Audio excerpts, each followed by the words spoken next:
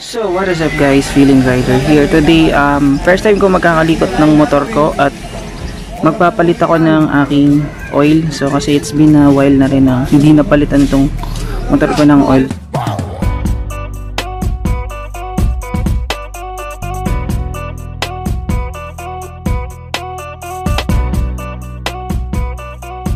So I'm using synthetic oil from Castrol. So ito yan, gagamitin natin. Medyo epic lang kasi 1 liter po yung nabili ko kasi 800 ml lang yung capacity ng oil ng Click or Honda Click version 1. So ngayon tatry kong kalikutin to kasi most of the time nagpapaservice ako sa casa. So ngayon first time ko siyang gagawin. So the first thing na kailangan based dun sa mga napagtanungan ko is eto.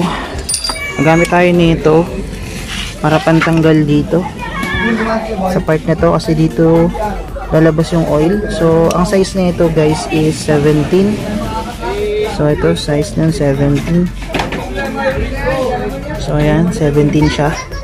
Pwede to, sinukat ko na to kanina, so fit siya. So tingnan gamitin natin. Meron din ako dito iba pang mga gagamitin. Ito rin size 17. Ayan, 17 siya. Ito pa. So ayan, another tools na gamit ko ito for reserva. Ito naman para sa nilagay ng ice cream ng Selecta. So ito yung gagamitin ko pang salo dito sa oil. Diyan may gagamitin natin yan. And itong plastic pang salo para hindi sumabog yung oil. So tara, subukan na natin tanggalin.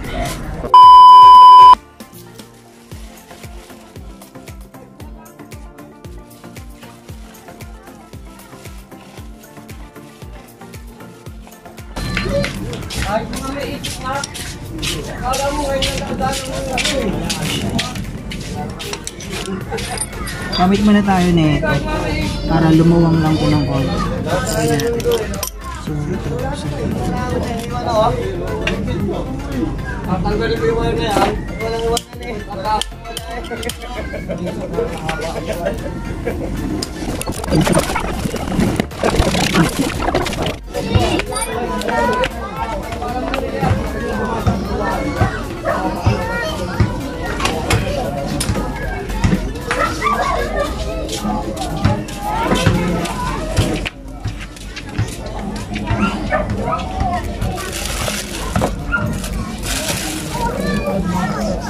So ang itim na ng langis ko guys, kita nyo naman. So ayan,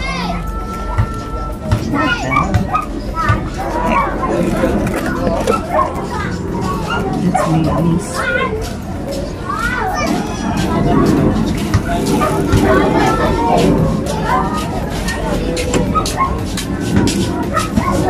So maitim na yung langis ko, QMZ. Ayan, pero pa sa loob na nakalagay na parang spring. So i-set aside muna natin itong takip dito kasi yan.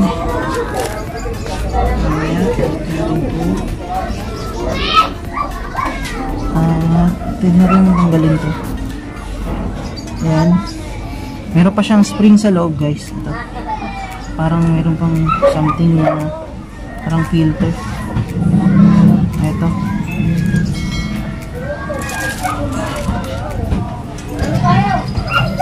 So ayan, meron pang ganito. So lagay lang muna natin ito sa gilid. Set aside lang natin muna to.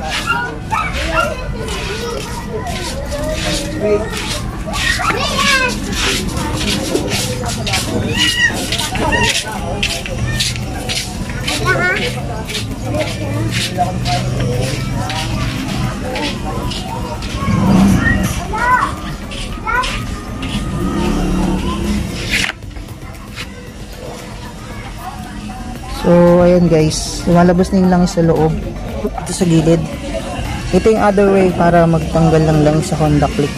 Ito sa gilid kasi most of the time pag pupunta ako ng casa, sa ilalim nila tinatanggal. May tinatanggal sila sa ilalim. So medyo kailangan natin ng elevated na part dun. So ito, dito na tayo nagtanggal. So ayan, itim na ng langis ko. So yun, tara, tayo natin ma-drain. So para ma-drain ko siya ng buo, itatagilid ko yung motor para maubos yung laman sa loob. So tatagilid ko siya pakaliwa.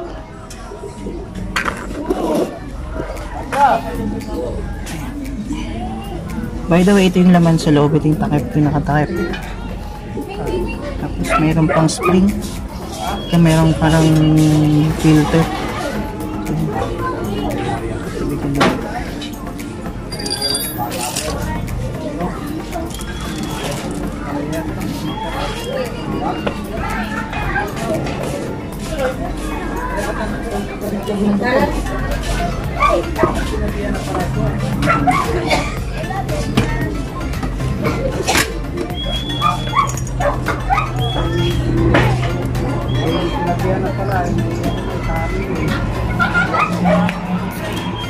So yun guys, tinatagilid ko yung motor ko para ma-drain natin ng maayos yung oil sa loob. So yun. So mapapansin nyo ang itim na ano kasi naka 9,000 mileage na yung motor ko. Ayun, yung libreng oil nito ay galing pa sa Honda na pinuntahan kong event. So ayan, siguro tumakbo na ako ng mga 4,000 kilometers bago ko ito napalitan kasi nakapunta na rin ito ng Balera.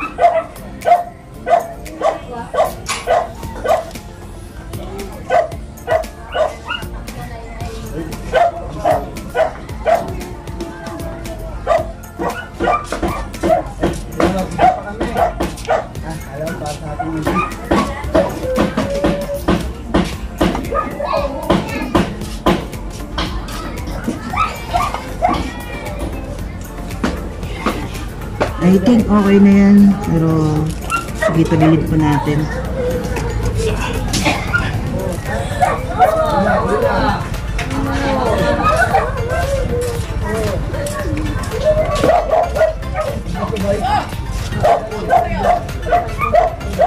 So medyo mayroon pang laman sa loob, so tatagilid ko pa, may tumutulo pa eh.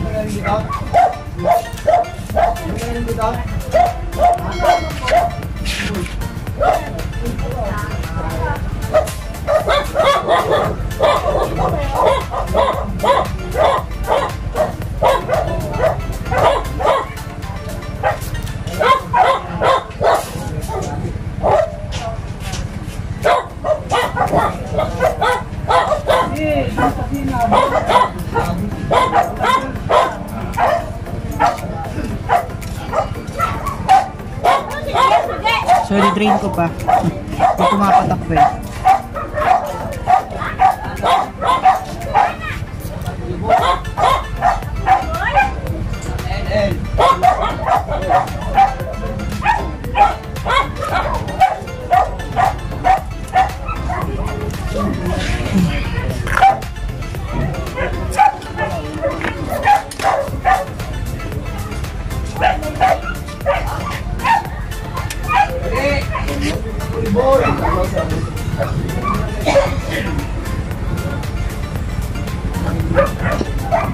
So yun guys, I think successfully drain na tong oil dito sa aking motor. So yun, napansin nyo, ang itim na napaka-itim na niya. So yun, tatakpan na natin siya para lagyan naman natin ng oil. So ibabalik lang naman natin kung paano yung kakakuha natin sa loob. So ito naman yung takip. Ito nga yun, parang may filter na siya. Tapos itong pinakatakip niya. So yun, balik na natin. Set aside na lang natin tong oil na nakakuha natin sa MC natin.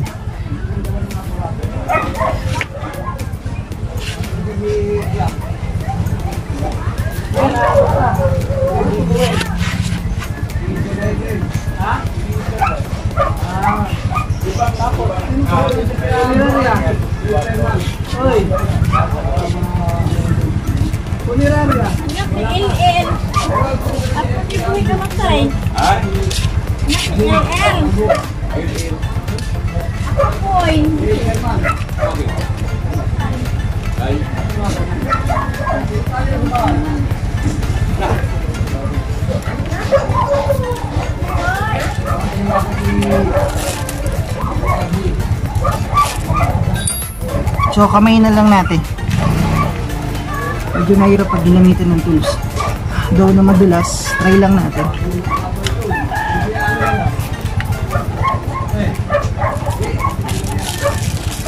Lipat ko itong langis sa gilid.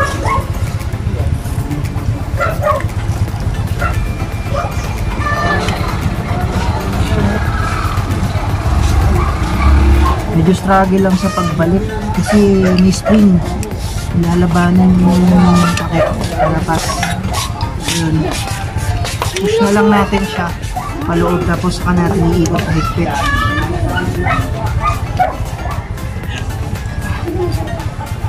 Wala akong humihigpit. So sayang effort ko rin naman siya pumapasok. Kailangan talaga humihigpit.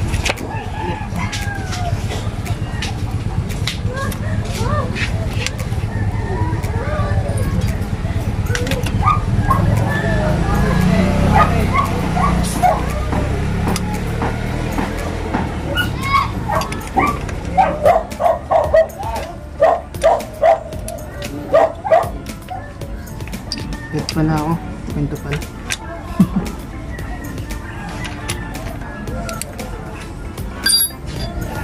So, papuntang kaliwa yung ikot pala.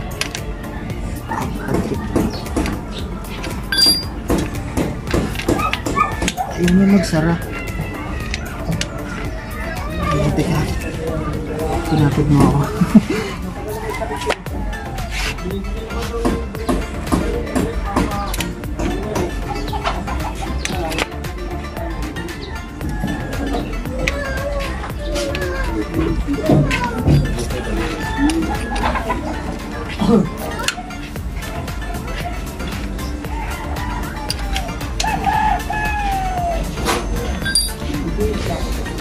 Dito.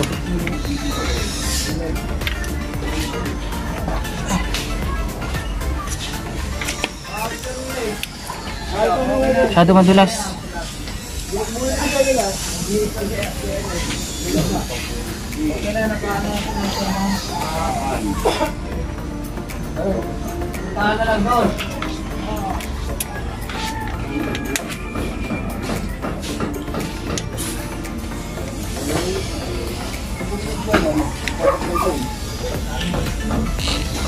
Yun, nakuha ko ng kamay. Yun na po ubis sa lilig. Yun. Ito yung pagsara guys.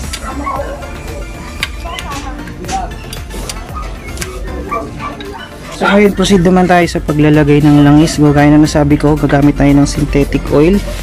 Ito from Castrol. Na-recommend lang to ng tatay ko. So 1 liter to guys. So ang capacity lang naman nito is 800 ml. So sa paglagay naman ng oil dito banda sa radiator, ito mapansin nyo walang balot yung radiator ko kasi hindi pa makabit yung radiator cover. Something happened kaya wala tong takip. So sa paglalagay ng oil, ito yung portion na to, kung nakikita nyo to, itong parang merong pihitan, ito yung kailangan natin buksan para ilagay yung oil sa loob. So ang gagamitin natin para buksan yan, gagamit tayo ng plies. So kukunin ko lang yung plies ko. So ito yung gagamitin ko para pambukas nito. Kaya naman to ng kamay kasi wala naman siyang radiator cover. So pag may cover naman yung sa inyo, may radiator cover, gumamit na lang kayo ng plies kasi mahirap tong kamayin dito kasi lalo na kung nakatakip yung radiator cover. So sa case ko ngayon is wala akong radiator cover, so kakamayin ko na lang. So ayan. So by the way pala, advice ko rin, pag gagamitan nyo ng plies, gamitan nyo ng tela or pantakip para hindi magasgas tong bukasan ng inyong lagay ng oil. So yan, kakamayin ko na lang. Medyo matigas, so gagamitan ko ng plies. So yan, gaya nga nasabi ko, balutan natin siya ng tela, saka natin ikutin.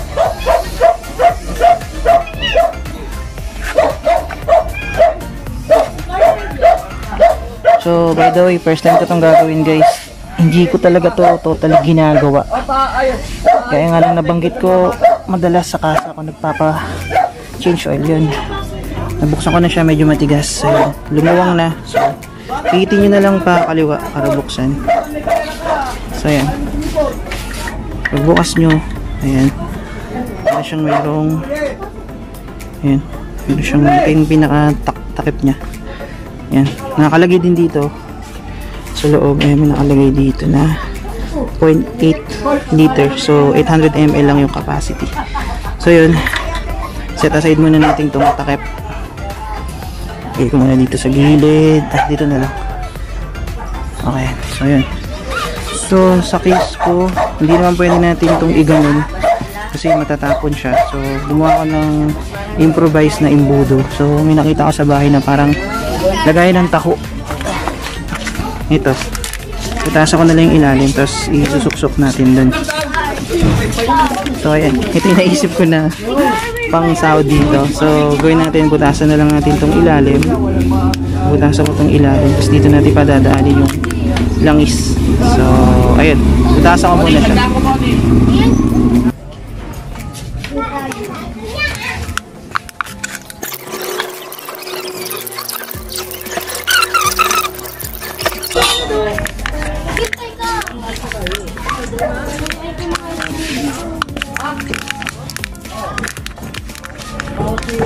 So, I think okay na yung butas na yan. So, proceed na tayo. So, hindi ko alam kung magiging effective itong gagawin ko. Pero tatry pa rin natin. So, ito na lang. Sisiksik ko na lang to dito sa loob. Yan. So, yan. Wow!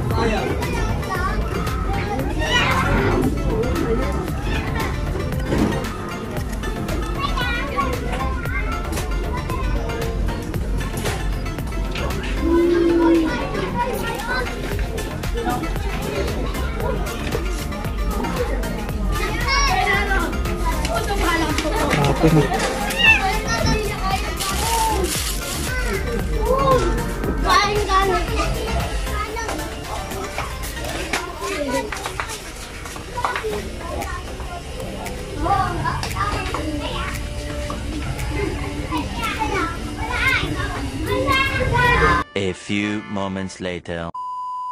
So yun guys, nalagay ko na yung oil. Kung nakikita natin, nandito na yung linya ng oil. So I think ito na yung 800 ml. So nakakonsume tayo ng 800 ml. So tama na. I-close ko na yung takip ng lagayan ng change oil.